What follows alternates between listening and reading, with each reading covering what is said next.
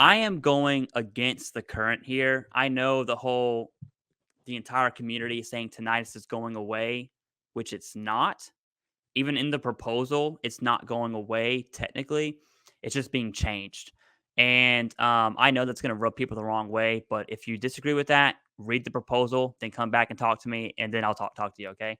So in the proposal, what I do want to bring up is tinnitus as a diagnostic code is going away because tinnitus, not according to the VA, according to medical people who are way smart and work outside the VA, they've conceded that tinnitus is an underlying symptom, not a condition, right?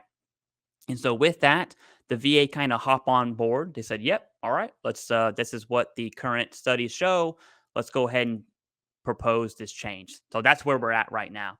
If you look at tinnitus, there's pretty much three. There's many rating codes, but to narrow it down, there's three different body systems, right? The most common one that tinnitus is going to be rated under is hearing loss, which is diagnostic code 6100. And so tinnitus as a symptom of hearing loss, guess what? Guess what rating that's now going to be? It's going to be 10%. And the VA rates symptoms. They never rate diagnosis, right? I think GERD and the hiatal hernia, as of current right now, not the new one, that's a great example, right? They're not rating GERD, they're rating your symptoms, and they'll figure out where to throw your symptoms at for a VA rating. That's what I call VA stuff. They will do that. Same thing here. If you have tinnitus, generally speaking, for most people, I would probably make the argument it's going to be rated under hearing loss with tinnitus at 10%. So there's still the 10% criteria for tinnitus. You can still do secondaries from tinnitus. The issue is those medical studies that also kind of steamed the change for tinnitus also show with concrete evidence that tinnitus is not a causation link. So tinnitus, in the most literal sense, does not cause migraines, which I want to bring something up because I know what I'm saying is very against the stream here.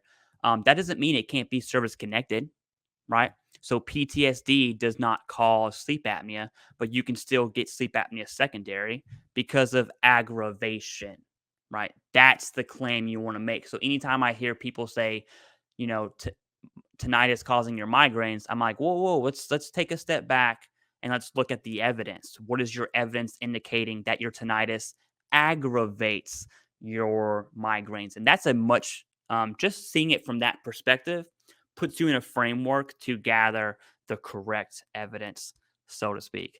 That's my little 2 cents on tinnitus. Now, all of that, everything I just said is in the proposal, not final proposal. So the same thing stands as always. We're just kind of waiting, right? Jason, I want to hear your 2 cents on tinnitus specifically, because this is it's the number one claim condition for every generation of veterans. Okay. Vietnam, Gulf War, post 9/11, peacetime, tinnitus is number one. And so this is going to have a huge impact on the veteran community. What do you got? Right. Tinnitus is the gateway drug, right? So it's the one that gets us into the system for a lot of folks.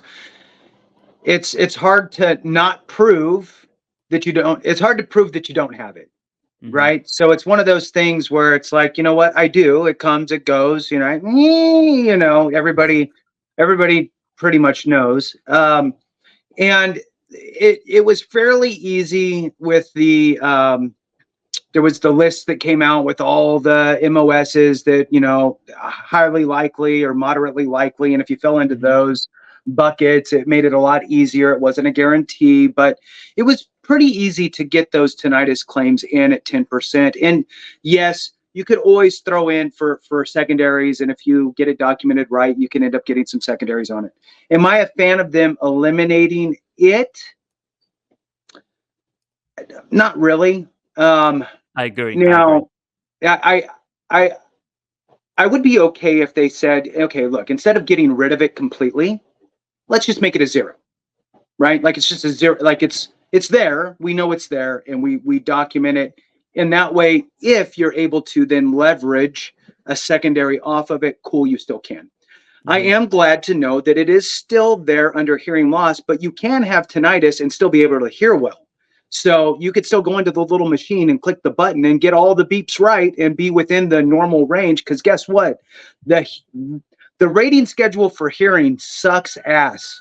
Yeah. It's one of the worst, that and back stuff. Anything where it's like range of motion rating schedules, and hearing. Those are the two I hate because they are so stringent. And the way the VA looks at hearing is your hearing is going to get worse the older you get anyway. So and here's the range that you can be in, right? So if your good hearing is up here and you're down here, but you're still in the acceptable range, you're like, I got to turn the TV up so loud. My wife's yelling at me, but then I still can't hear her, right? Whatever, right? So, but I am glad to know that tinnitus is under there. So if you miss a few clicks on your clicker, maybe you have some mild hearing loss with tinnitus. So you can still get that 10%. I will say that with the proposed change, that they're really focused on the symptom aspect of tinnitus, right? Moving tinnitus from an actual condition to just a symptom of another condition. So Meniere's disease is one that I use kind of often, which is, if you have tinnitus coupled with, kind of a vertigo or dizziness, kind of a funny walk, maybe when it's happening, that's something that you would be able to get rated for. Meniere's disease, right? And tinnitus is a symptom, could be a symptom of that. You could or couldn't, it doesn't matter. I am a fan, this is a good spot to kind of insert this. I'm a fan of essentially Google searching different things, right? Like, what is tinnitus a symptom of? Yeah. And then read it and go, do I have any of those things? So, for example, I did that now. It says, what conditions can be linked to tinnitus? Hypertension, head injury. Well, there's some TBIs out there, right? Hearing loss. So, in other words, maybe you need to go get checked for a TBI if you've been in some concussionary symptoms or situations, right? And you think, I'm fine, right? I rubbed dirt on it, I'm good. Maybe just get checked because you just never know, right? Maybe you're just kind of downplaying it a little bit and you could potentially have a TBI. So that I think is a good thing. It forces you to look at other things that you may have that you may be ignoring. So from just a care perspective, I think that's a good thing. Heart disease. Another thing says here, it says sometimes tinnitus is a sign of, again, high blood pressure and allergy, anemia. It says here, thyroid problems, obesity, head injury again. So look, and you can do this with any condition, right? Yeah. For secondaries or for any of your symptoms that you have, like what could be causing this? So it's a little bit of kind of self-awareness piece, then go to your doctor and get actually diagnosed, because you just doing a Google, I'm a doctor thing for a second doesn't really count, but at least it can get you honed in a little bit to go have a real conversation. I absolutely. And you did bring up a great point because there's many diagnostic codes tinnitus is proposed to be under, and I had mentioned or I alluded to some of those. Hearing loss is probably going to be the most common.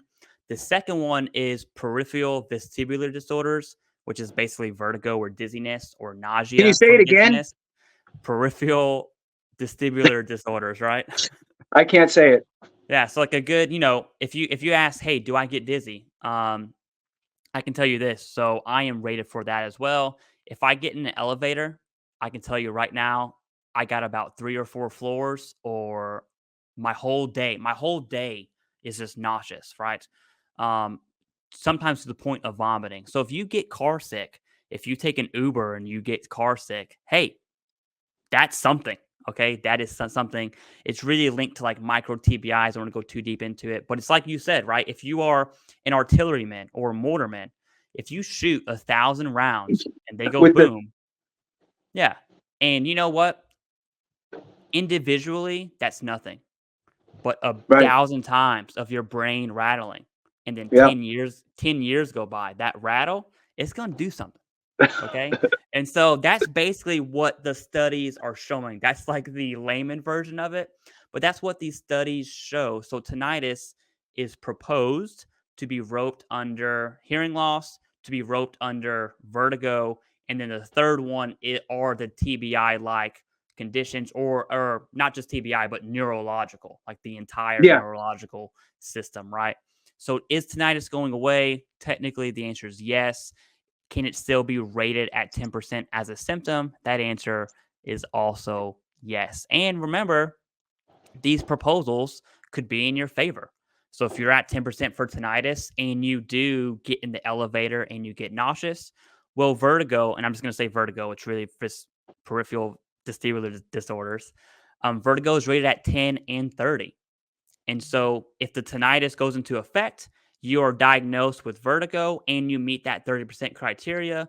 This would be an easy peasy, hey, you said tinnitus is now a symptom. It's gone, right? Well, guess what? I just got diagnosed with vertigo. Where's my 30? And that is probably going to be the simplest claim ever because the VA is conceding that tinnitus is a symptom of the underlying condition, which in that scenario would be a Right. higher 30. So Strong. tinnitus could be it could be a good change right now. If someone says tinnitus is going away, are people going to listen to that? Yes, they are for sure. But is it? The answer is no. It's not. Okay, and that's proposed. I want to let everyone know that is proposed. They could kank that whole thing. I don't think they're going to.